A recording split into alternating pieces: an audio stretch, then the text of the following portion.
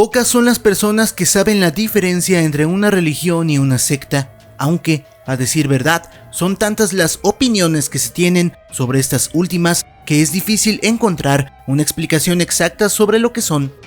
De momento podemos decir que una secta es una organización de índole religiosa alejada de cualquier doctrina tradicional a lo que respecta a una religión, aunque algunos también añaden que el carácter hermético que distingue a muchas de ellas es una señal de alarma para quienes no comprenden del todo sus objetivos. En esta ocasión tomaremos algunas anécdotas que han llegado a manos de Proyecto Paranormal sobre posibles acercamientos con algunas de las sectas más hórridas y macabras con las que no quisiéramos encontrarnos. Así que sin más por el momento, ponte cómodo y disfruta porque I Goyo Destroys presenta 9 tétricos encuentros cercanos con sectas. Número 9. En este noveno puesto no hablaremos de un solo encuentro con sectas, sino de varios. Quizá este primer paso te resulte decepcionante, pero vale la pena hablar de todas aquellas personas que se vieron involucradas dentro de una organización sectaria sin saberlo y que hoy han protestado en internet junto a sus desagradables experiencias con dichos grupos. Desde luego, no haremos mención de a qué sectas se refieren, pero no resulta difícil suponer de cuáles se está hablando, sobre todo si sacamos a colación la represión de la mujer en estas organizaciones o el control absoluto que pueden llegar a tener sobre la vida de una persona. Por lo que este espacio te lo dejaremos a ti como espectador y nos gustaría conocer tus experiencias cercanas con sectas en la caja de comentarios. Número 8. Sergio nos cuenta una historia corta, al igual que algunas que verás en este vídeo, pero ello no significa que no sean menos aterradoras. Él trabajaba en una finca en el estado de Sonora, México, haciendo de vigilante nocturno para la casa de campo de sus patrones. Además de algunos encuentros desagradables con delincuentes juveniles tratando de trepar por la verja que rodea los terrenos, Sergio no había atestiguado nada más extraño como lo que vio en una noche de abril. Según él, caminaba por el monte a lo largo de la verja, alumbrando con su lámpara para iluminar cualquier posible intruso, cuando muy a lo lejos divisó un punto de luz en medio del campo. Curioso y por deber que le encomendaba su trabajo, Sergio se aproximó al lugar, pero antes de acercarse del todo, asegura haber visto un círculo de personas alrededor de una gran hoguera, haciendo movimientos extraños y desconcentrantes. Sergio, al ser una persona rural, no supo más que hacer que correr a la casa de sus patrones y refugiarse ahí hasta el amanecer. El hombre, según nos cuenta, no tuvo el valor de contarle lo sucedido a su patrón ni de seguir trabajando ahí. Número 7. La siguiente historia, aunque corta, quizá sea más recomendable narrarla justo como lo hace Erwin, quien nos la cuenta. Normalmente salgo de la escuela tarde por la noche. En mi camino de regreso a casa siempre paso por delante de un cementerio.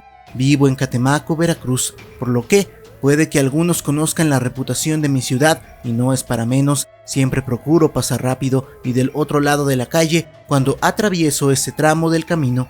Aunque nunca he visto nada extraño, o por lo menos no como en una ocasión cuando pude ver a un grupo de personas bien vestidas forzando la reja del cementerio, llevando lo que pude distinguir que eran velas y una gran bolsa oscura. Conozco relativamente bien cómo son los trabajos de brujería en mi ciudad y dudo que aquello fuera uno de ellos. Número 6. Por otro lado, contamos también con la historia de a quien llamaremos Gustavo, que remonta a su experiencia cuando tenía apenas 5 años. Gustavo se describe a sí mismo como un niño curioso. Solo eran retratadas un grupo de hombres con capuchas y túnicas blancas. Gustavo afirma que en una de ellas se podía ver el círculo formado por estas mismas personas, formado alrededor de lo que parecía ser un cuerpo chamuscado.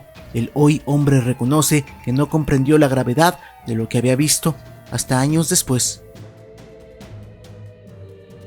Número 5. Esta historia no es propia de un país hispanohablante. De hecho, y con permiso del autor, la anécdota fue tomada de un foro anglosajón, más exactamente de un sitio canadiense dedicado única y exclusivamente al satanismo. En esta ocasión, quien narra no reclama haber presenciado algo del otro mundo, sino que se declara abiertamente partidario de una conocida secta satánica en el norte de Canadá, donde, según este usuario de nombre SH1NE Fly, su, entre comillas, iglesia le ha enseñado a amar y respetar a todos los seres expulsados y rechazados por el reino de Dios, entre los cuales se hallaría el humano, por lo cual afirma que en realidad el hombre y Satanás no son muy diferentes. SH1NE Fly asegura que en las reuniones de su templo no hay tal cosa como sacrificios ni oraciones ante velas negras. En cambio, él describe su experiencia como una sensación interesante al hablar con el mismísimo Satanás. Número 4. En este peldaño haremos un poco de trampa, pues no hablaremos de una anécdota en concreto, más bien de la leyenda urbana que rodea a Pedro Romero, actor que prestó su participación para el programa infantil de 1979 Odisea Burbujas, interpretando a su personaje Pistachón Zigzag. Quienes conozcan esta leyenda sabrán a qué me refiero y se les erizará la piel de recordar cómo Romero afirmaba haber pertenecido a una secta satánica, muy en contraste con la imagen infantil que representaba a la vista pública. Según Pedro Romero, él se había interesado por el ocultismo, había llegado a ser capaz de curar enfermedades y hasta de invocar demonios, lo que le habría otorgado el título de sacerdote en su propia iglesia. Si quieres saber más sobre esta tétrica historia, dale pulgar arriba al vídeo y compártelo, y si llega a tener un buen recibimiento, Proyecto Paranormal traerá una investigación sobre este caso. Número 3. Para el tercer puesto del top, muy al igual que el noveno o el cuarto, no traemos una anécdota como tal. A decir verdad, en este punto no mostraremos experiencia alguna, sino las consecuencias de quienes se toparon con algunas de las sectas más peligrosas que operan actualmente en Latinoamérica. No daremos nombres, pero mencionaremos a las víctimas de dichas creencias, desde desaparecidos hasta personas que murieron a causa de estar dentro de estas sectas. Este puesto está dedicado a todas ellas, de quienes no podemos hablar de manera extensa en este vídeo a causa de las políticas de YouTube, pero que, te aseguro, si buscas acerca de ellas, sentirás como tu estómago se revuelve a causa del gran número de afectados.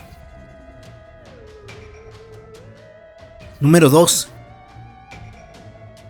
Enrique se encontraba en pleno turno nocturno de su hospital en Guadalajara, sirviendo como enfermero. La noche transcurría con estresante normalidad, producto de su servicio en la sala de emergencias. No obstante, algo rompió con esa rutina a la que Enrique estaba acostumbrado desde hacía años. El ambiente se había vuelto extrañamente tranquilo y frío, y podría jurar que las luces de la sala se habían atenuado un poco cuando el equipo de paramédicos llegó con una camilla. Esto no habría resultado extraño de no ser por quien se encontraba arriba de ella. Enrique fue uno de los primeros que recibió al paciente en el hospital y se percató que se trataba de un hombre, por lo menos parecía ser un hombre. Su cara estaba tan desfigurada y su tórax abierto por la mitad que Enrique se aterró, ya no solo por la apariencia del sujeto, sino por la sorpresa que éste siguiera con vida. El desgraciado, de quien apenas podía escucharse sonidos guturales y burbujeantes provenientes de su ensangrentada garganta, trataba de gritar palabras que el mismo Enrique y todo el equipo médico que acudió junto a él pudieron descifrar. Quien cuenta esta historia dice que pasaron algunas horas antes de que el pobre hombre fuera llevado a cirugía, cuando un grupo de personas se presentó justo en la entrada de la sala. Enrique los describe como de aspecto tenebroso, con la sombra haciendo juego para que nadie pudiera ver sus rostros. Inesperadamente, uno de aquellos extraños individuos se acercó a la casilla donde Enrique y su compañera aún hablaban de lo pavoroso de la situación anterior. El hombre, vestido con un pulcro y elegante traje negro, al igual que su bien cuidada barba, se dirigió a ellos con una voz apacible y profunda y elocuente, diciendo, cito: "Un amigo mío ha llegado hace un par de horas, me gustaría poder verlo, y a mi familia también", dijo, apuntando al resto de sujetos que aún estaban en el exterior. Después de que Enrique y su compañera se negaran en repetidas ocasiones a concederle su demanda, tanto por si aquel hombre sangrante estuviera en plena cirugía, como por lo extraño de la situación, quien estaba de pie frente a ellos insistió cada vez más, sin dejar su tono inquietantemente tranquilo: Para este momento, algunos de quienes llamó entre comillas familias ya se estaban acercando a la sala, con el guardia deteniéndolos y asegurándose que llamaría a la policía si no se largaban de ahí. Después de varias amenazas que incomodaron al personal y a varios pacientes en la sala, el grupo decidió irse con total calma. Enrique no duda en afirmar que aquello se trató de una secta en busca de la víctima que no pudieron cobrarse, aunque, de cualquier forma, el hombre que había llegado en tan deplorables condiciones no tardó en morir. Número 1. Pero nada es más aterrador que una experiencia contada a través de los ojos de uno de los integrantes de lo que parece ser la secta más macabra de España. El hombre, de quien no revelaremos datos como su nombre o ciudad donde ocurrió su historia, a petición suya, envió un correo al equipo de Proyecto Paranormal para narrar su experiencia con una secta a la que él mismo llamó como Siervos del Rey Astoria, presentes, según la anécdota de quien nos referimos, a partir de ahora como Antonio, en una gran parte del país español. En esta ocasión asegura que la secta no involucra a aquellas ideas clichés que muchos de nosotros imaginamos cuando escuchamos hablar sobre este tipo de organizaciones, nada como sacrificios humanos, adoraciones a divinidades paganas o entidades diabólicas. De hecho, Antonio ha sido muy específico y claro al mencionar que no hablará a profundidad de los actos que los siervos del rey Astoria han hecho a lo largo de la historia y mucho menos de las ocasiones en las que él ha participado y que hoy le causan vergüenza en admitir. Pero enfatiza mucho en describirlas como cosas horribles y deleznables que no merecen perdón alguno, véase por causar daño a sus semejantes, véase por provocar atentados horribles o véase por tener que acabar con la vida de personas que representasen un peligro para la secta, cargando con familias enteras. Pero no termina ahí. Según Antonio, los siervos del rey Astoria son autores de un sinnúmero de desastres a lo largo y ancho de toda España, con el fin de debilitar poco a poco a un gobierno que se niega a hacer pública su cada vez más notoria incapacidad para gobernar la nación, con el fin de traer de regreso a un reino totalitario capaz de extenderse a otras naciones y que podría incluso compararse con otros gobiernos poderosos que, en algún punto de la historia, amenazaron con extenderse por todo el mundo.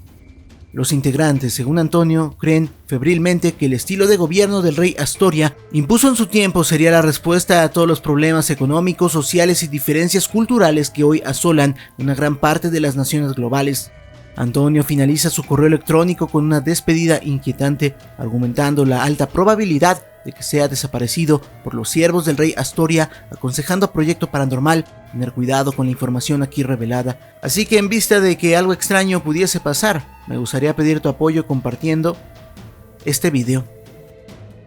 Bien muchachos, muchas gracias por haber visto el video. No olvides seguirme en mis redes sociales, checar mis otros canales. Por aquí te están apareciendo videos, unos de fútbol y otros de temática en general. Apoya al canal para que aparezcas por aquí al final de los mismos. Por mi parte sería todo. Yo soy Aigo Destroys. Tengo a los mejores seguidores, muchos de ustedes. Muchas gracias.